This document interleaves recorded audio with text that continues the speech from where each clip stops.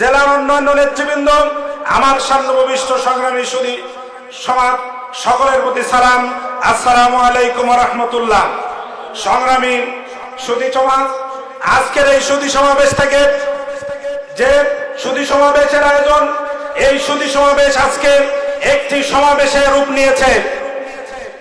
যারা বাতিল শক্তি, তাদেরকে বলতে চাই, তোমরা 15 বছর ইসলামী ছাত্র শিবির বাংলাদেশ জামাত ইসলামীকে জুলুম নির্যাতন করে তাদেরকে স্তব্ধ করে দিতে চেয়েছিলে।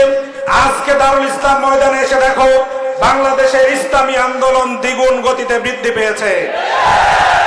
এটাই প্রমাণ করে আগামীর বাংলাদেশ ইসলামের বাংলাদেশ। এটাই প্রমাণ করে আগামীর বাংলাদেশ জামাত ইসলামীর বাংলাদেশ। সংগ্রামী সুধী সমাজ, আপনাদেরকে ইসলামী ছাত্র শিবিরকে সর্বাত্মক সহযোগিতা পরামর্শ চেয়ে সকলের সুস্বাস্থ্য এবং দীর্ঘায়ু কামনা করে আমি আমার কথা এখানে শেষ করছি।